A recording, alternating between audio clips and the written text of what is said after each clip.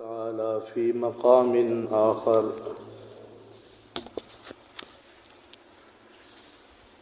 في صحف مكرمة مرفوعة مطهرة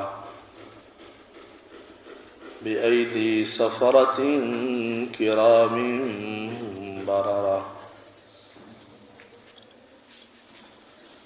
وقال رسول الله صلى الله عليه وسلم: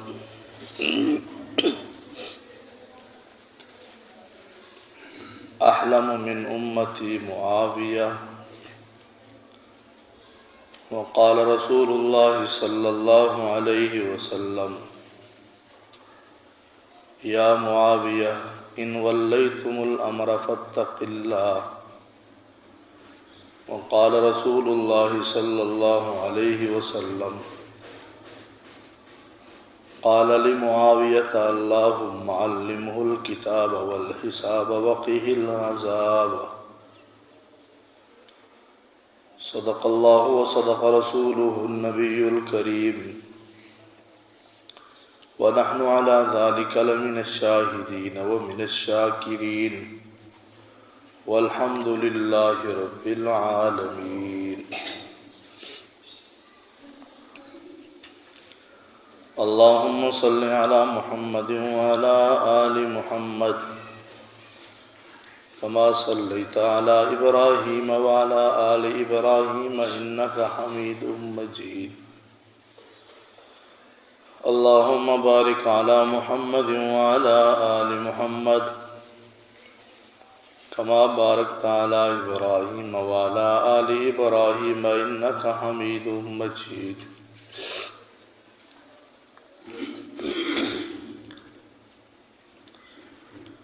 آج کی اس جمعے کی نشست میں آپ حضرات کے سامنے حاضری کے شرف حاصل ہو رہا ہے۔ اللہ رب العالمین سے یہ دعا ہے کہ حق تعالی شانہ جو کچھ کہا جائے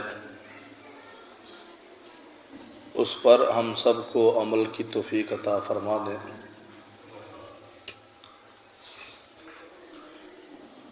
آج کی اس جمعے کی نشست میں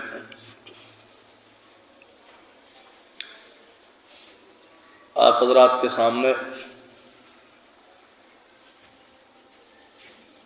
ایک عظیم صحابی رسول کاتب وحی خال المسلمین سیدنا حضرت معاویہ بن ابی سفیان رضی اللہ تعالیٰ عنہ کے فضائل اور مناقب آپ حضرات کے سامنے عرض کروں گا۔ میرے دوستو، حضرت امیر معاویہ رضی اللہ تعالیٰ عنہ جتنا عظیم انسان ہے اتنا ہی مظلوم انسان بھی ہے۔ صحابہ کرام میں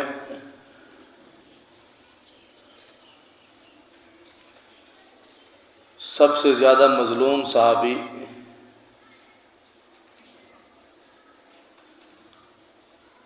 حضرت امیر معاویہ رضی اللہ تعالیٰ عنہ ہے۔ مظلوم صرف وہ نہیں ہوتا کہ جس کو قتل کیا جائے، شہید کر دیا جائے، کسی کے کارناموں کے اوپر پردہ ڈال دینا، کسی پر تہمت لگا دینا، کسی کی اسلامی قربانیوں کو بھلا دینا، یہ بھی ظلم ہوتا ہے۔ اور پھر یہ ظلم دشمن تو دشمن ہوتا ہے، مخالف تو مخالف ہوتا ہے، اپنے ہی کئی لوگوں نے بھی حضرت امیر معاویہ رضی اللہ تعالی عنہ کے ساتھ یہ ظلم کیا ہے۔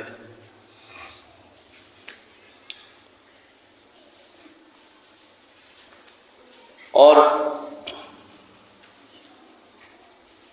جس نے بھی حضرت امیر معاویہ رضی اللہ تعالی عنہ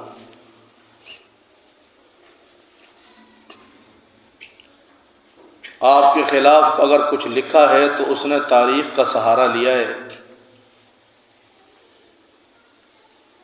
کہ فلاں تاریخ کی کتاب میں یہ لکھا ہوا ہے، فلاں تاریخ کی کتاب میں یہ لکھا ہوا ہے، فلاں تاریخ کی کتاب میں یہ لکھا ہے۔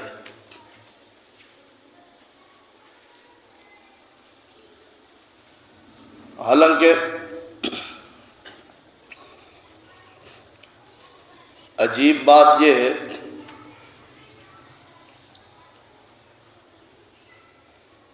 کہ تاریخ بنو عباس کے دور میں لکھی گئی ہے، اس سے پہلے تاریخ کی کوئی کتاب نہیں ہے۔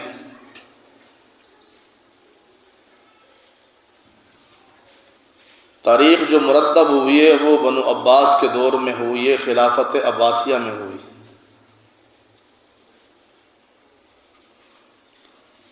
اور یہ بات ہر شخص جانتا ہے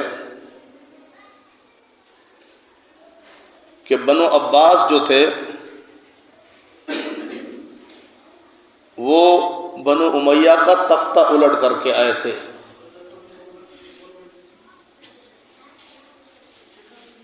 وہ بنو امیہ کی حکومت کو ہٹا کر کے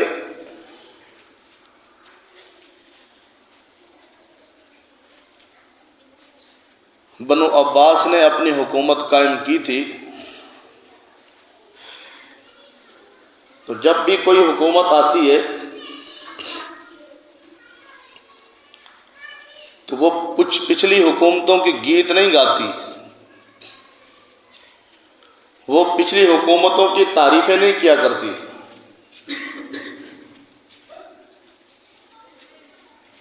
اور اس پر ہمیں جو ہے وہ دلیل دینے کی ضرورت نہیں ہے۔ ہمارے ملک کے جتنے حکمران بھی آتے ہیں، کوئی چیز ملک کے اندر مہنگی ہوتی ہے تو وہ کہتے ہیں کہ جی یہ پچھلی حکومت کا جو ہے اس کا قصور تھا۔ پٹرول مہنگا ہو رہا ہے، جی یہ نواز شریف کا قصور ہے۔ اب حکومت آئی تو وہ کہے گی عمران خان کا قصور ہے۔ سبزی مہنگی ہو تب بھی یہ عمران خان کا قصور ہے۔ تو جو بھی حکومت آتی ہے وہ پچھلی حکومت کی تعریفیں نہیں کرتی، وہ پچھلی حکومتوں کی گیت نہیں گاتی، بلکہ جو بھی ان کو غلطی ملتی ہے، جو کچھ بھی اس حکومت کے اندر اگر برا ہو تو وہ پچھلے کے کھاتے میں ڈال دیتا ہے۔ تو تاریخ جو مرتب کی گئی ہے، تاریخ جو لکھی گئی ہے، یہ بنو عباس کے دور میں لکھی گئی ہے، اور بنو عباس بنو امیہ کا تختہ الٹ کر کے آئے تھے۔ تو انہوں نے بنو امیہ کی، اور بنو امیہ جو ہے حضرت امیر معاویہ کا خاندان ہے۔ تو بنو عباس نے، تاریخ لکھنے والوں نے حضرت امیر معاویہ اور آپ کے خاندان بنو امیہ کے تعریفوں کے پل نہیں باندھنے تھے، آپ کی مخالفت ہی کرنی تھی۔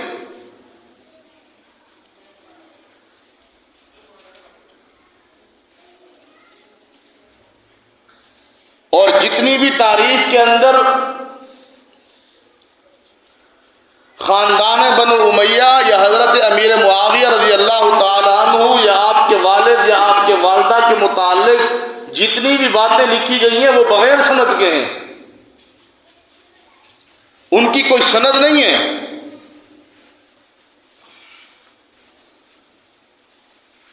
اور بغیر سند کے محدثین حدیث کو بھی قبول نہیں کرتے۔ بغیر سند کے اگر کوئی حدیث بھی آ جائے تو محدثین اس کو قبول کرنے کے لیے تیار نہیں ہے کہ بھئی اس کا راوی معلوم نہیں ہے۔ یہ جو روایت آپ علیہ الصلوۃ والسلام کی طرف منسوب کی جا رہی ہے کہ یہ نبی اکرم صلی اللہ علیہ وسلم نے یہ ارشاد فرمایا ہے، اس روایت کے درمیان میں اس کو نقل کرنے والے راوی ہوتے ہیں۔ ظاہر سی بات ہے رسول اللہ صلی اللہ علیہ وسلم سے کسی محدث نے خود تو نہیں سنا۔ امام بخاری آپ کے دور میں نہیں تھا، امام مسلم آپ کے دور میں نہیں، امام ترمذی آپ کے دور میں نہیں ہے، حضرت ابو داؤد جو ہے وہ آپ کے دور میں نہیں ہے، ابن ماجہ والا لکھنے والا وہ آپ کے دور کا نہیں تھا۔ تو انہوں نے جو روایتیں نقل کی ہیں اپنی کتابوں کے اندر، حدیثیں نقل کی ہیں، ان کے درمیان میں راوی موجود ہیں۔ کسی روایت کے درمیان میں 3 راوی ہیں، کسی کے درمیان میں 4 راوی ہیں، کسی کے 5 ہیں، کسی کے 6 ہیں، درمیان میں راوی موجود ہیں۔ اگر محدثین کو کوئی حدیث مل جاتی ہے لیکن درمیان میں راوی نہیں ملتے یا راوی کذاب ہوتے تو وہ اس حدیث کو نقل نہیں کرتے، یا نقل بھی کرتے ہیں تو اس حدیث کو جو ہے ضعیف کا درجہ دیتے ہیں۔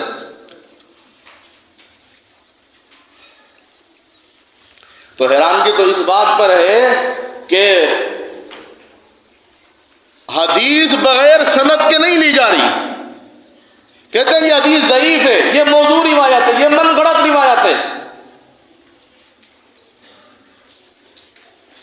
لیکن تاریخ کو ہم بڑے خوشی سے قبول کر رہے ہیں۔ تاریخ ہم جو ہے بغیر سند کے مان رہے ہیں۔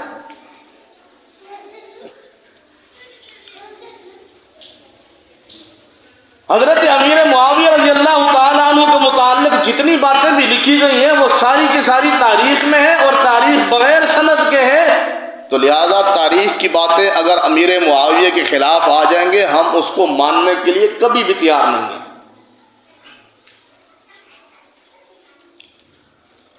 حضرت امیر معاویہ رضی اللہ تعالیٰ عنہ کوئی معمولی شخص نہیں تھے۔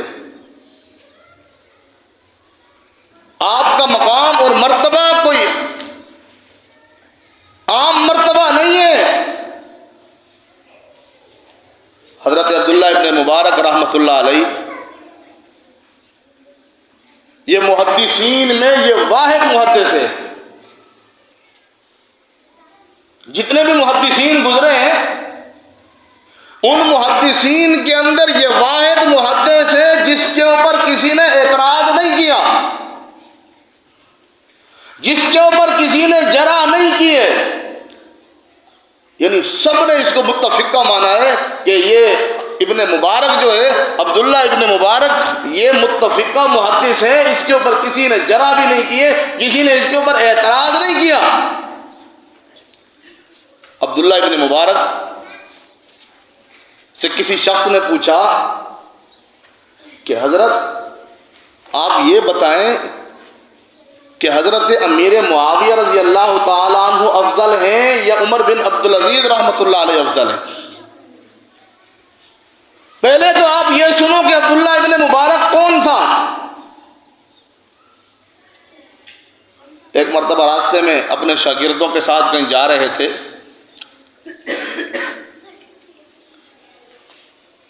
نماز کے لیے راستے میں رکے۔ آپ کی جو سواری تھی اس دور کی سواری گھوڑا ہوتا تھا، گھوڑے کو جو ہے کہیں درخت کے ساتھ باندھ دیا اور نماز پڑھنے کے لیے چلے گئے۔ آپ کے شاگرد میں آپ کے ساتھ ہیں۔ جب واپسی آئے تو گھوڑا جو ہے وہ کسی کے کھیت میں گیا ہوا ہے، رسہ کھلوا کر کے کسی کے کھیت میں چلا گیا اور وہاں سے چارہ کھا رہا ہے۔ تو شاگرد جب گھوڑے کو پکڑنے لگے تو عبداللہ ابن مبارک نے کہا اس کو چھوڑ دو۔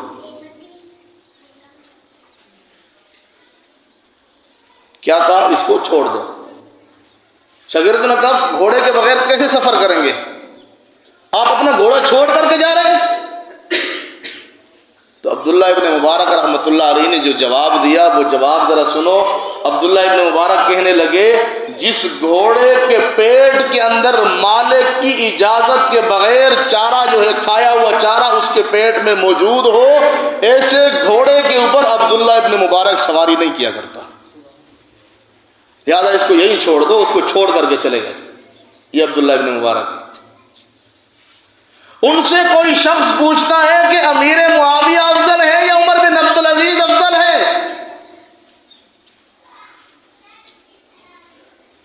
عمر بن عبدالعزیز کون ہے؟ ایک جھلک آپ کو عمر بن عبدالعزیز پر بھی دے دوں۔ یہ عمر بن عبدالعزیز وہ شخص ہیں کہ جن کو علماء نے ان کی خلافت کو علماء نے خلافت راشدہ کے دور میں شامل کیا ہے، اور ان کو خلیفہ راشد مانا ہے کہ ان کے دور کے اندر وہ عدل و انصاف آیا جو عمر رضی اللہ تعالی عنہ کے دور میں عدل و انصاف تھا، وہی عدل و انصاف عمر بن عبدالعزیز کے دور میں آیا۔ اور جب جو آپ حضرات نے اور ہم نے سن رکھا ہے نا کہ ایک کنویں کے اوپر بکری اور بھیڑیا پانی پیا کرتے تھے، وہ عمر بن عبدالعزیز کا دور ہے۔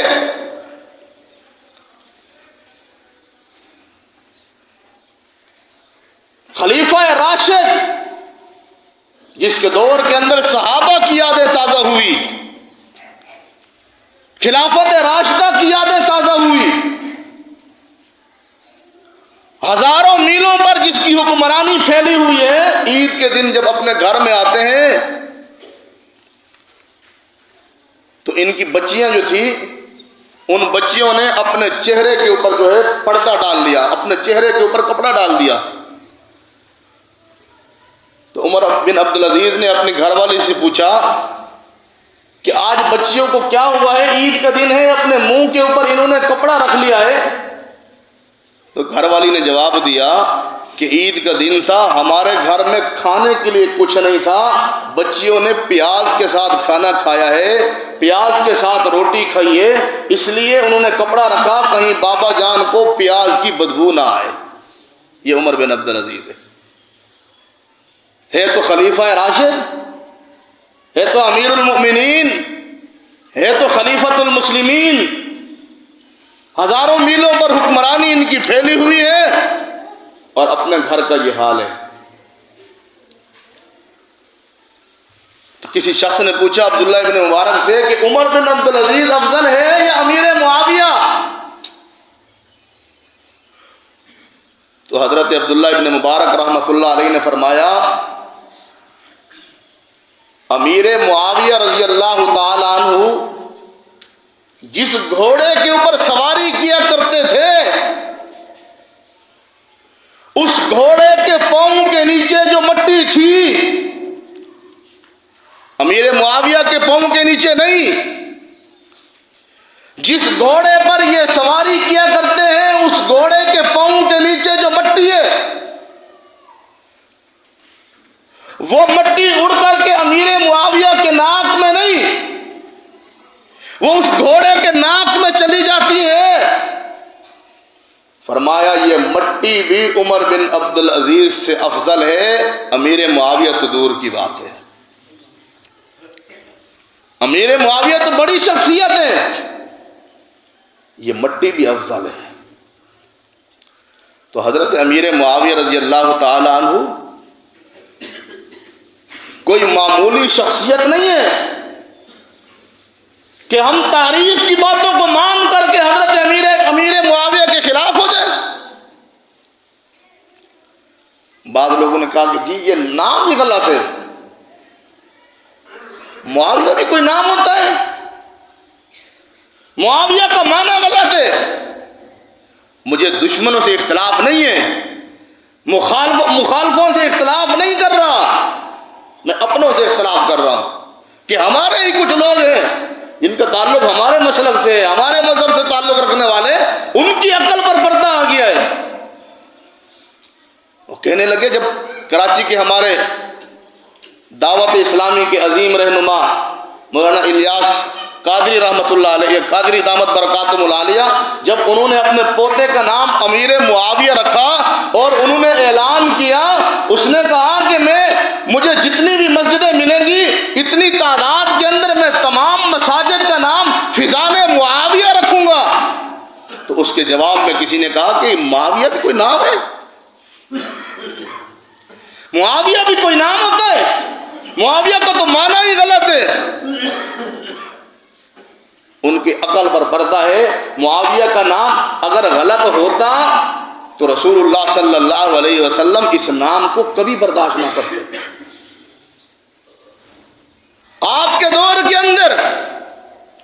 رسول اللہ صلی اللہ علیہ وسلم کی موجودگی میں کئی لوگ ایسے آئے، کئی صحابہ ایسے آئے جن کے ناموں کے معنی غلط تھے، رسول اللہ صلی اللہ علیہ وسلم نے ان ناموں کو تبدیل کر دیا۔